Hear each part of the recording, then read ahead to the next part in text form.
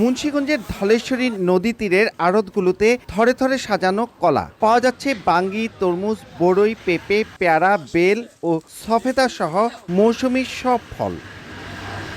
কিছু আড়তে দেশীয় ফলের পাশে বিক্রি হচ্ছে বিদেশি ফলও। তবে রোজার 2 দিন বাকি থাকতেই পাইকারি বাজারে খেজুরের দাম বেড়েছে কেজিতে 60 টাকা। আনুপাতিক হারে কলার দর বেড়েছে বেশ। 30 থেকে 40 টাকা হালির সবজি কলার দাম উঠেছে 60 থেকে 70 টাকায়। ডাব সহ অন্যান্য ফলের দামও ঊর্ধ্বমুখী। ভোক্তা ও পাইকাররা দায়ী করছেন সিন্ডিকেটকে। নির্বাচন, তারপরে মানুষ একটু অ্যাবসেন্ট মাইন্ডেড ছিল বলে সিন্ডিকেট করে জিনিসপত্রের দাম অনেক ঊর্ধ্বগতিতে চলে গেছে।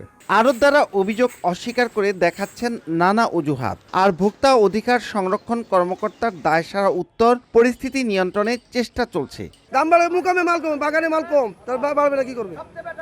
বাগানে মালের দামই কম, দাম বেশি, মাল কমে গেছে একদম। গত 2 দিনেও 2টি বাজার অভিযান পরিচালনা করেছি। ফলের দোকানেও কিন্তু আমরা গিয়েছি। ফলের দোকানে আমরা তাদেরকে নির্দেশনা দিয়েছি অবশ্যই মূল্য তালিকা প্রদর্শন করতে হবে এবং তারা কোথায় থেকে কত দামে ফল কিনে এনেছেন সেই ক্রয় রসিদ সংরক্ষণ করতে হবে এবং তার যৌক্তিক মুনাফা করতে হবে।